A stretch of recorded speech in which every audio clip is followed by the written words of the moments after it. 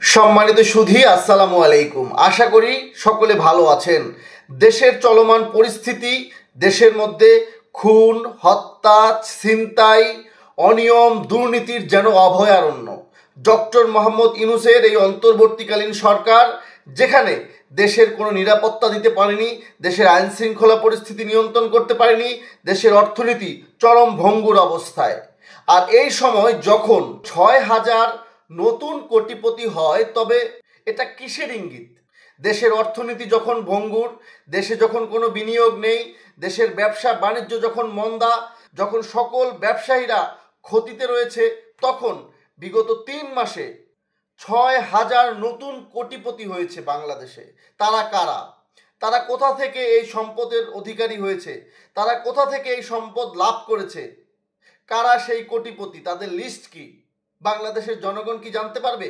যেখানে বাংলাদেশের জনগণ দ্রব্যমূল্যের ঊর্ধ্বগতিতে, বাজারে গিয়ে নাবিশ্বাস, যখন পটল কিনতে পারে না, বেগুন কিনতে পারে না, বাজার করতে পারে না, চাল কিনতে পারে না, তখন বাংলাদেশে ৩ মাসে ৬,০০০ নতুন কোটিপতি বেড়েছে।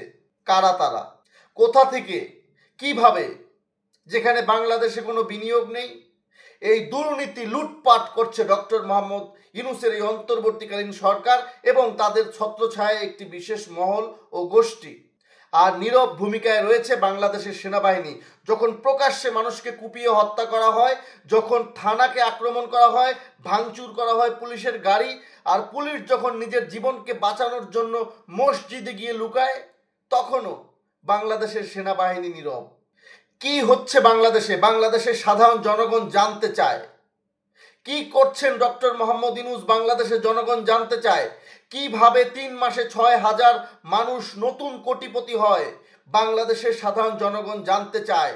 বাংলাদেশের সাধারণ জনগণ যখন বাজারে গিয়ে বাজার করতে পারে না, মাছ কিনতে পারে না, সবজি কিনতে পারে না, উন্নত চিকিৎসা করতে পারে না, তখন ৩ মাসে নতুন করে ৬,০০০ কোটিপতি বাংলাদেশে কি করে হয়, সেটা বাংলাদেশের জনগণ জানতে চায়। বাংলাদেশের জনগণ জানতে চায় অন্তর্বর্তীকালীন এই সরকারের কাছে এই ৬,০০০ কোটিপতি কারা, কিভাবে এই ৬,০০০ কোটিপতি নতুন করে কোটিপতি হলো, তাদের ব্যবসা কি, তাদের বিনিয়োগ কি, তাদের সকল আদ্যপাদ্য বাংলাদেশের জনগণ জানতে চায়।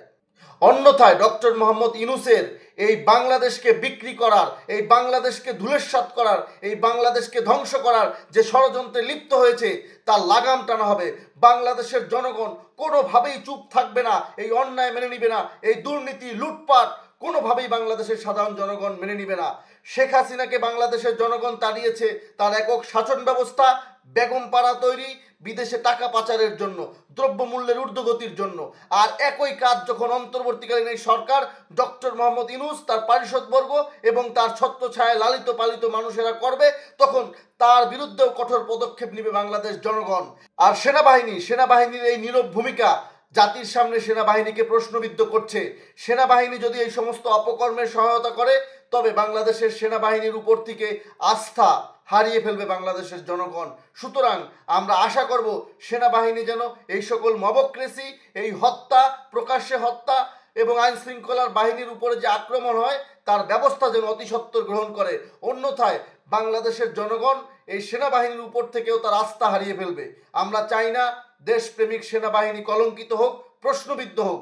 আমরা সেনাবাহিনীর কাছে দাবি রাখবো যে সঠিক তদন্ত এবং ন্যায় বিচার প্রতিষ্ঠার লক্ষ্যে যারা শিবচরে প্রকাশ্যে কুপিয়ে হত্যা করেছে এবং যারা ভাঙায় পুলিশের থানার উপরে আক্রমণ করেছে, গাড়ি জ্বালিয়ে দিয়েছে এবং পুলিশকে তাড়িয়ে মসজিদে নিয়ে আশ্রয় নেওয়ার উপক্রম করেছে, তাদের প্রত্যেকে ভিডিও ফুটেজ দেখে আইনের আওতায় আনতে হবে এবং অন্তর্বর্তীকালীন এই সরকারের দুর্নীতিকে লাগাম টানতে হবে। অন্যথায় বাংলাদেশের জনগণ যদি আবার রাস্তায় নামে, তবে বাংলাদেশে আর কোনো প্রতিষ্ঠান থাকবে না, কারো প্রতি কোনো আস্থা থাকবে না। সুতরাং আমি বিশ্বাস করি দেশপ্রেমিক সেনাবাহিনী এই মুহূর্তে দেশের জন্য যা কল্যাণ, সমাজের জন্য যা কল্যাণ, বাংলাদেশের জনগণের জন্য যা কল্যাণ, সেই ভূমিকা নিবে এবং নিজেদের নিরপেক্ষতার প্রমাণ দিবে।